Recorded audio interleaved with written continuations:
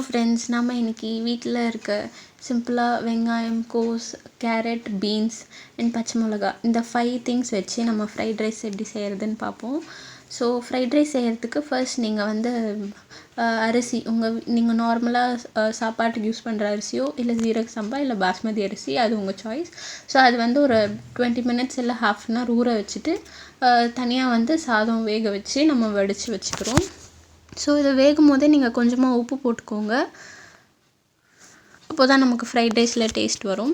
So நம்ம சாதம் வடித்ததுக்கப்புறமா ஒரு கடாயில் கொஞ்சம் நிறையவே எண்ணெய் ஊற்றிக்கோங்க ஃப்ரைட் ரைஸ்க்கு. கொஞ்சமாக பெருங்காயம், அதுக்கப்புறம் ஜீரகம். ஸோ ஜீரகம் கொஞ்சம் நல்லா பொரிஞ்சதுக்கப்புறமா நம்ம வச்சுருக்க வெஜிடபிள்ஸை ஒன்று ஒன்றா போட்டு வதக்க ஆரம்பிச்சிடலாம்.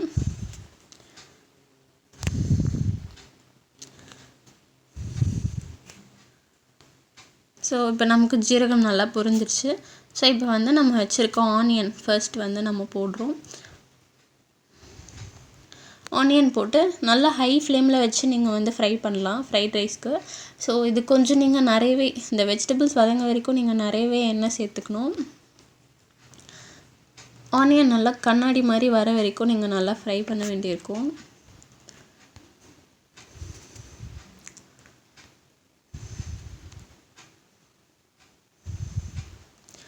ஸோ இப்போ நல்லா ஆனியன் ஃப்ரை ஆகிடுச்சு. இப்போ நம்ம வெட்டி வச்சுருக்க கேரட்டும் பீன்ஸும் சேர்த்து ஃப்ரை பண்ணுறோம். நீங்கள் இந்த காய்கறி சீக்கிரமாக வதங்கிறதுக்கு நீங்கள் கொஞ்சமாக உப்பு போட்டுக்கிட்டிங்கன்னா அது இன்னும் கொஞ்சம் ஃபாஸ்ட்டாக வதங்கும். அதுவும் இல்லாமல் நம்ம ஃப்ரைட் ரைஸில் இந்த காய்கறி தனியாக சாப்பிடும்போது இந்த காய்கறியில் நல்ல டேஸ்ட் தெரியும். ஸோ உப்பு போட்டு நீங்கள் நல்லா ஹை ஃப்ளேமில் வச்சு வதக்கிக்கலாம். ஸோ அது வெந்துருச்சுன்னா இந்த பீன்ஸ்லாம் க்ரீன் கலர் டார்க் க்ரீன் கலரில் மாறும். அதை வச்சு நீங்கள் கண்டுபிடிக்கலாம். ஸோ ஒரு 5 மினிட்ஸ் நல்லா ஹை ஃப்ளேமில் வச்சு நீங்கள் வதக்கிட்டே இருந்தீங்கன்னா உங்களுக்கு நல்லா குக் ஆகிடும். ஸோ நீங்கள் இது ஆப்ஷனல் தான். முந்திரி இருந்துச்சுன்னா நீங்கள் கொஞ்சமாக சேர்த்துக்கலாம்.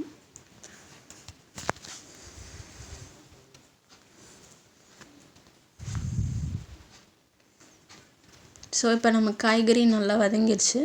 ஸோ இப்போ நாங்கள் கொஞ்சமாக கேப்சிகம் போட்டிருக்கோம்.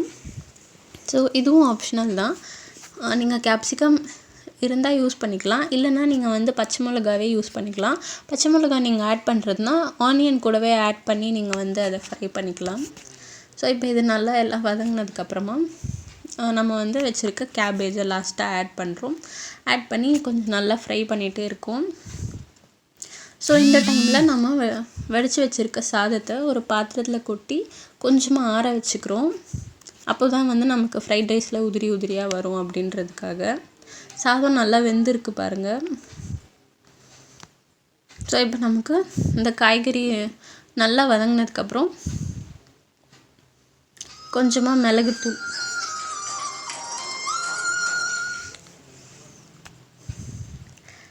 மிளகுத்தூள் சேர்த்து நல்லா ஃப்ரை பண்ணிக்கிறோம்.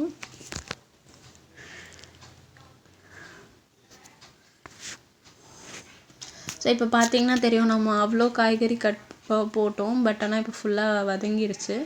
இப்போ நம்ம வச்சுருக்க ரைஸ் போட்டு நல்லா இதில் ஃப்ரை பண்ண போகிறோம்.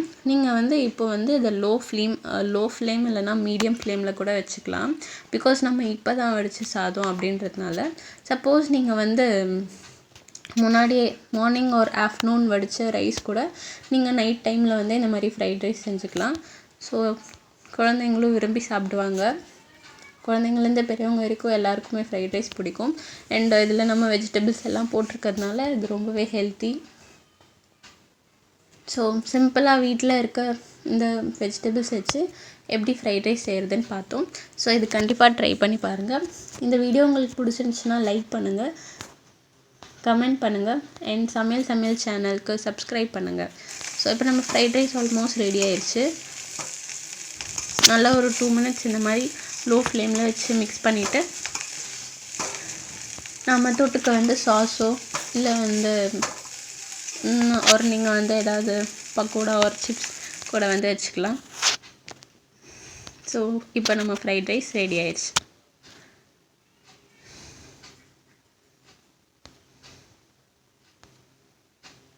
ஸோ இந்த ஃப்ரைட் ரைஸ் நாங்கள் கூட சாஸ் அண்ட் கோஸ் பக்கோடா கூட வச்சுருக்கோம்.